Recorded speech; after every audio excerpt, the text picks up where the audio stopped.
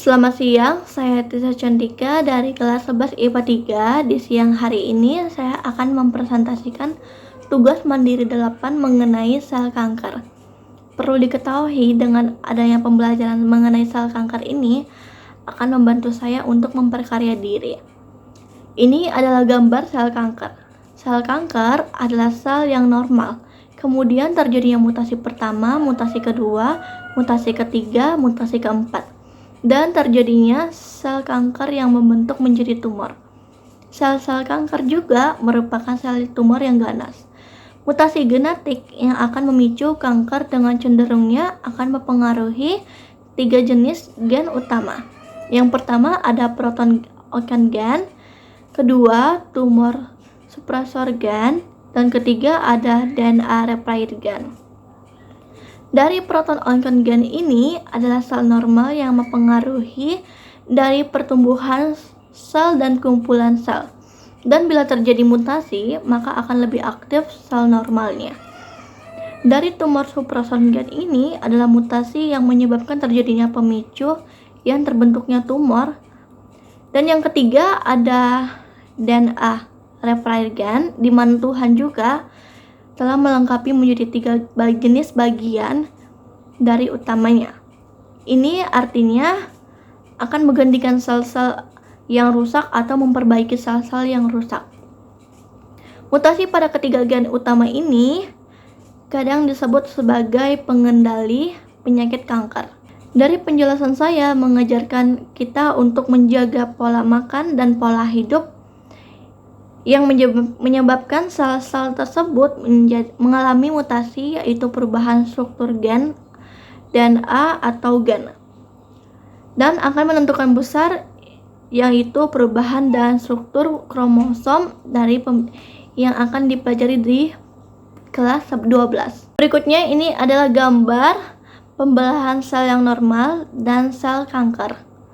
Di dalam pembelahan sel normal ada sel yang rusak, yaitu apoptosis atau kematian sel terprogram. Dari pembelahan sel kanker termasuk juga sel yang normal dengan secara cepat dan akan menyebabkan sel yang dihasilkan adalah sel yang tidak normal atau mengalami apoptosis. Karena itulah dalam kebanyakan artikel kanker pasti akan tersinggung juga mengenai tumor. Banyak jenis penyakit kanker yang membentuk tumor-tumor padat, yaitu gumpalan-gumpalan dari jaringan, tetapi ada juga jenis kanker yang tidak. Contohnya kanker darah, misalnya leukemia, pada umumnya tidak membentuk menjadi tumor padat. Tumor-tumor yang bersifat kanker adalah tumor ganas, artinya mereka dapat menyebar atau menyerang ke jaringan terdekat. Selain itu, seiring pertumbuhan tumor-tumor ini, sejumlah sel-sel kanker dapat melepaskan diri dan bergerak menuju lokasi-lokasi dalam tubuh. Yang lebih jauh, sel-sel itu bergerak melalui peredaran darah atau sistem getah bening, kemudian membentuk tumor-tumor baru di lokasi yang jauh terpisah dari asalnya. Penyakit kanker berkaitan dengan eratnya dengan tumor. Tumor adalah gumpalan hasil bentukan sel-sel abnormal yang jumlahnya sudah berlebihan. Tumor ganas adalah tumor yang bersifat kanker karena dapat menyerang atau menyebar ke jaringan terdekat. Sedangkan tumor jinak tidak bersifat kanker karena tidak menyerang atau menyebar ke jaringan lain. Tidak setiap perubahan abnormal yang sering terjadi pada jaringan tumbuhan sudah pasti adalah kanker. Tetapi sebagian perubahan itu dapat menjadi kanker apabila tidak ditangani.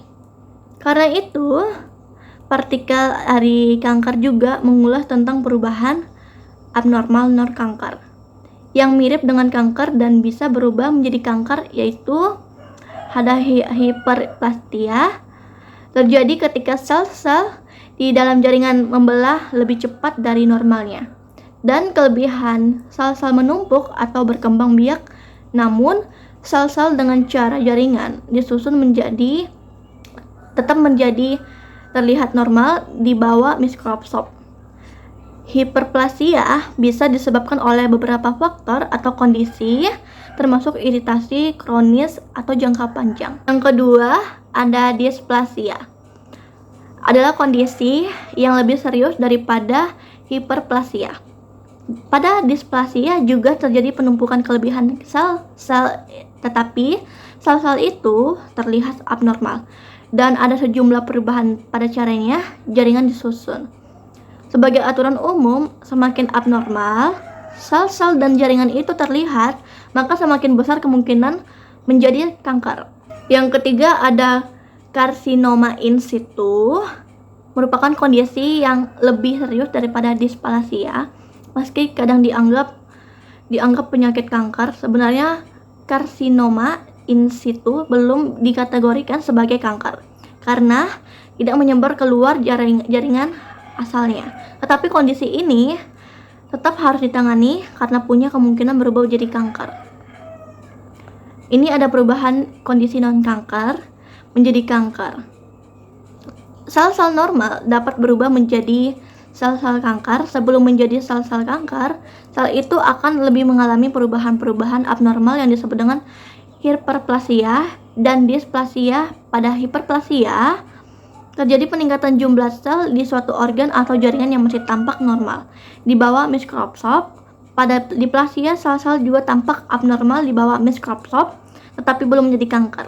Demikian dari hasil presentasi saya di siang hari ini. Saya mohon maaf jika ada kata-kata yang kurang dimengerti dari perkataan saya. Selamat siang, terima kasih.